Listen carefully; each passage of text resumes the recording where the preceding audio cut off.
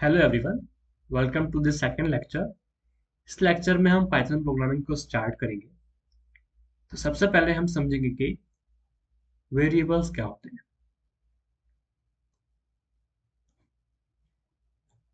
कल हमने एक सिंपल सा प्रोग्राम लिखा था जिसमें हमने प्रिंट फंक्शन का यूज किया था। उस प्रिंट के अंदर हमने हाई दिया था। उसका जो रिजल्ट आया था वो कंप्यूटर की डिस्प्ले पे हाई लिख करके आया था। इसी को फर्स्ट प्रोग्राम भी बोलते हैं। बहुत जगह पे इसी को हेलो वर्ल्ड बोलते हैं। तो अगर मैं हाई की जगह हेलो वर्ल्ड लिख दूं और उसको भी प्रिंट फंक्शन के अंदर डाल दूं तो यहाँ पे हेलो वर्ल्ड आ जाए।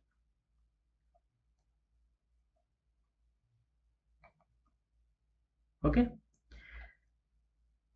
अगर यही सेम चीज मैं इस तरीके से करूं तो ये जो कल हमने किया था वो एक लाइन में किया था।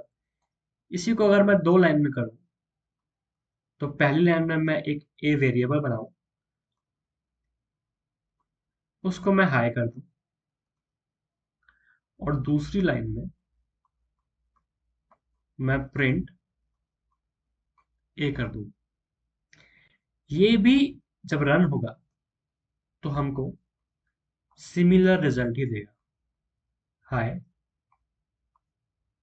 अब क्वेश्चन ये आता है कि दोनों में डिफरेंस क्या है, हमने इस तरीके से क्यों लिखा, या हमको ये ए वेरिएबल बनाने की, इसको हम जो भी बोल रहे हैं ये आपको आगे समझ में आएगा हम इसको वेरिएबल क्यों बोल रहे हैं। हमको ये बनाने की क्या जरूरत थी अगर सिंपली हमारा ऐसे काम चल रहा था। अभी वो समझते हैं। उससे पहले ये जो इक्वेशन है इसमें स्टूडेंट्स को सबसे ज्यादा दिक्कत आती है शुरू शुरू में। क्योंकि मैथमेटिक्स में हम पढ़ते हैं कि अगर 1 = 2 है तो इसको हम बोलेंगे फॉल्स। LHS जो है वो RHS के इक्वल नहीं है। और अगर 1 = 1 है तो हम इसको बोलते हैं कि left hand side is equal to right hand side. और हम इसको वेरिफिकेशन के लिए इस तरीके से यूज करते हैं। तो यहाँ पे भी क्या हम यही बोल रहे हैं A = हाई है? नहीं, यहाँ पे थोड़ा सा मतलब चेंज है। इसको याद रखने के लिए आपको ऐसे याद रखना है कि जो एक सिंगल इक्वल टू होता है प्रोग्रामिंग लैंग्वेज में, कोई भी प्रोग्रामिंग लैंग्वेज है उसमें सिंगल इक्वल टू का मतलब ये होता है कि आप उसको इक्वल करने का नहीं बोल रहे हैं। आप क्या बोल रहे हैं कि राइट हैंड साइड में जो भी वैल्यू है उसको लेफ्ट हैंड साइड के अंदर डाल दीजिए। मतलब लेफ्ट हैंड साइड जो है वो एक बॉक्स है, वो बॉक्स का नाम है ए। अब उस बॉक्स के अंदर आप राइट हैंड साइड में जो भी है उसको डाल दीजिए। तो इस केस में हमने ए नाम के बॉक्स में हाई को डाल दिया। ठीक है, तो ये जो होता है एक्चुअल में इक्वल टू नहीं है। इक्वल टू ये होता अगर ये मैथमेटिक्स होती, लेकिन ये हम प्रोग्रामिंग लैंग्वेज समझ रहे हैं तो यहाँ पे ये इक्वल टू नहीं है। यहाँ पे ये क्या है, ये है असाइनमेंट ऑपरेटर।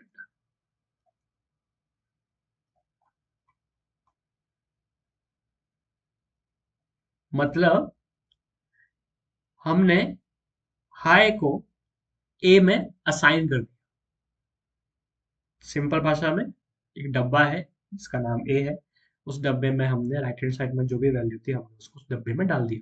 फ्यूचर में जब भी हमको देखना है कि डब्बे ए, ए, ए नाम के डब्बे के अंदर क्या है तो हम वो डब्बे में से जो भी वैल्यू होगी उसको बाहर निकालेंगे। ठीक है, वो कैसे करते हैं, इसकी जस्ट सेकेंड लाइन में हमने लिखा कि प्रिंट ए, है ना। हमने यहाँ पे लिखा था तो ये वाली लाइन हमने समझ ली। और ये वाली लाइन में हमने लिखा था प्रिंट ए। इसका मतलब यही होता है कि ए के ये जो डब्बा है हमारा, उसके अंदर जो भी वैल्यू है उसको मेरे से रिप्लेस कर दिए जाए, मतलब उसको बाहर निकाल लिया जाए। तो अब ए के अंदर जो भी वैल्यू है उसको बाहर निकालेंगे तो ये क्या बन जाएगा? ए के अंदर हाई था, तो हाई को बाहर निकाल लेंगे तो यही बन गया। क्या बन गया? जो पहले वाली इक्वेशन थी वही बन गई। यही रीजन था कि हमको सेम रिजल्ट आया था, ये दो लाइंस का भी सेम रिजल्ट आया था और इस सिंगल लाइन का भी सेम रिजल्ट आया था आउटपुट में। अब ये किया क्यों? ये सबसे बड़ा क्वेश्चन है, सिंगल लाइन से ही क्यों नहीं किया? फ्यूचर में आपको एक क्वेश्चन आ सकता है कि इक्वल टू अगर यहाँ पे असाइनमेंट ऑपरेटर है, तो अगर यहाँ पे कभी इक्वल टू की जरूरत पड़ी तो वो कैसे करते हैं, तो वो सब हम सब आगे पढ़ेंगे। शॉर्ट के लिए बता देता हूँ कि यहाँ पे हम दो बार ऐसे इक्वल टू लगा देते हैं, तो इसको हम मानते हैं इक्वल टू है कि नहीं, इज इक्वल टू ऑपरेटर। तो ये कंडीशनल स्टेटमेंट्स है, ये सब हम आगे पढ़ेंगे, लेकिन ऐसा कुछ भी डाउट आए तो आप अभी थोड़ा वेट करिए। अभी हम सबसे पहले ये समझते हैं कि ये दो लाइन क्यों लिखी हमने जब हमारा एक ही लाइन में काम चल रहा था। अब ये समझने के लिए हम एक दूसरा प्रोग्राम देखते हैं। लेट्स से हमने एक वेरिएबल बनाया जिसकी वैल्यू हमने 1 असाइन कर दी, और हमने दूसरा वेरिएबल बनाया जिसकी वैल्यू हमने 2 असाइन कर दी, और हमने तीसरा वेरिएबल बनाया जिसकी वैल्यू हमने a प्लस बी असाइन कर दी, और हमने थर्ड वेरिएबल बनाया, फोर्थ वेरिएबल बनाया जिसकी वैल्यू हमने a प्लस सी असाइन कर। अगर यहाँ पे हमारा एक ही वेरिएबल होते तो हम सेम वैल्यू को बार बार यूज नहीं कर सकते बिना डिस्टर्ब के। अगर हम यहाँ पे एक ही वेरिएबल यूज कर रहे होते तो वो वेरिएबल हमारा चेंज हो चुका होता, उसकी जो ओरिजिनल वैल्यू यहाँ पे 1 है उसमें ही हम अगर कैलकुलेशन करके वापस स्टोर कराते तो उसकी ओरिजिनल वैल्यू जो है वो लॉस हो जाती। एक तो ये रीजन है। दूसरा रीजन ये है कि अगर हमको सेम वैल्यू को बार बार यूज करना है तो हमको पहले उसको कहीं स्टोर करना पड़ेगा, फिर उसको बार बार जिन जिन लोगों को उसको यूज करना है वो जाके वो डब्बे में से उठा सकते हैं, देख सकते हैं। यहाँ पे हमने ये किया है कि हमने ये जो वेरिएबल है इसका हमने एक डब्बा बनाया जिसका नाम हमने ए रखा, इसमें हमने डाल दिया 1। अब यहाँ हमने दूसरा डब्बा बनाया, इसका नाम हमने बी रखा, इसमें हमने डाल दिया 2। अब सी डब्बा बनाया, इसमें हमने डाला ए प्लस बी। लेकिन ए प्लस बी हमको पता करने के लिए पहले हमको जाना पड़ेगा कि ए है क्या। ए की वैल्यू है 1, ठीक है। अब प्लस बी, प्लस, फिर बी के पास जाना पड़ेगा, बी क्या है? बी है 2। अच्छा, 1 प्लस 2 कितना हुआ? 3। फिर इस 3 को हम इस डब्बे में डालेंगे, तो सी में क्या आ गया? 3। अब डी को भी ए की जरूरत पड़ी, हमने अगर डी डब्बा बनाया, उसमें उसमें पूछा ए प्लस सी। अब ए क्या है? वापस से इसको ए पे जाना पड़ेगा, ओरिजिनली ए 1 था, यहाँ पे 1 आया, प्लस सी क्या है? सी लिट रिसेंटली हमने कैलकुलेट किया है 3, यहाँ पे 3 आया, ये कितना हो गया? 4 आया। तो d इक्वल टू 4, मतलब 4 को d में डाल दो, तो असाइन कर दो, 4 इज असाइन टू d। अब अगर हमको प्रिंट करना है d, तो हम वो कर पाएंगे। अगर हमको प्रिंट b करना है तो b की वैल्यू भी हमारे ओरिजिनली, हम उस डब्बे के पास जाएंगे और हम वो भी कर पाएंगे। अगर हमको प्रिंट a करना है तो वो भी हमारे पास है, वो भी कर पाएंगे। लेकिन अगर यही सारी इक्वेशंस को हम ए में ही ऐड करते रहते, ए में ही चेंज करते रहते, तो ए की जो ओरिजिनल वैल्यू है वो लॉस हो जाती है।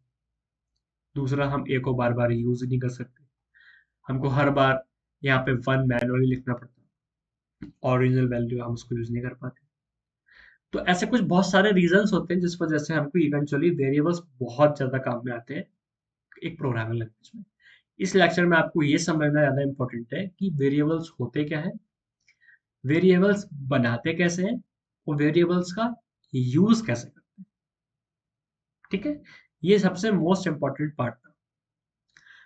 अब नेक्स्ट चीज ये है कि आपको एक कंफ्यूजन हो रहा होगा कि अगर मैं यहाँ पे वन लिखता हूं तो इसमें ये ऐसा नहीं लगा था कोट्स, लेकिन अगर मैं हाई लिखता हूं उसके अराउंड मैं ये कोट्स लगा देता हूँ।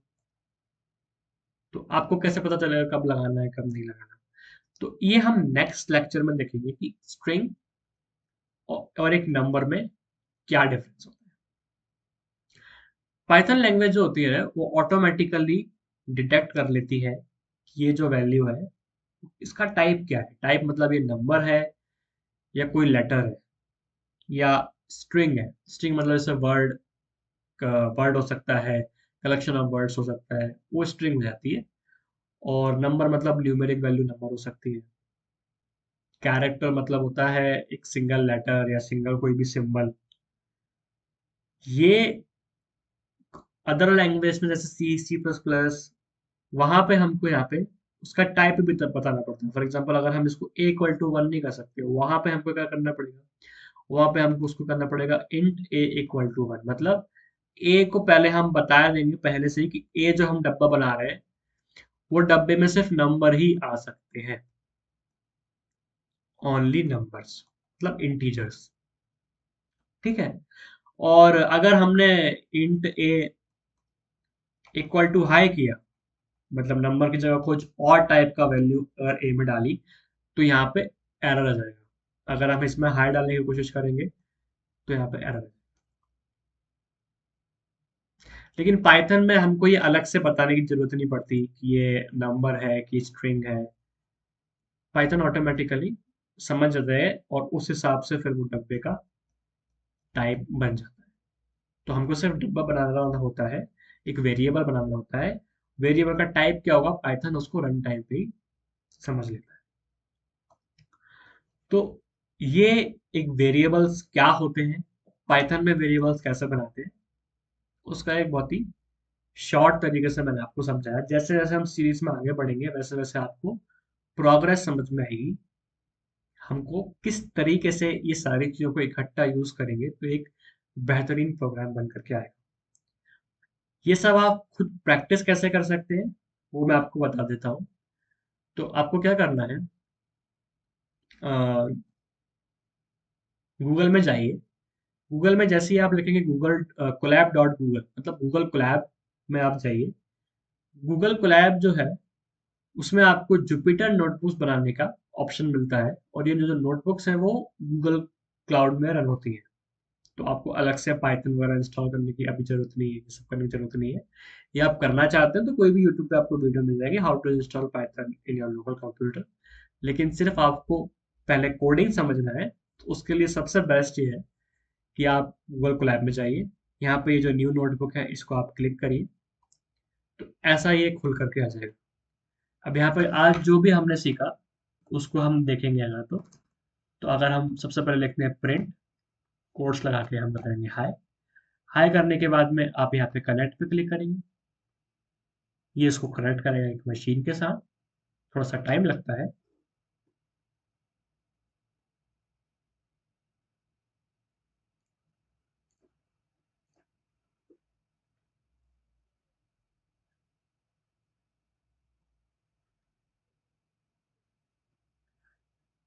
उसके बाद आप इसको रन करें, तो यहाँ पे आप ये क्लिक करके इसको रन कर सकते हैं।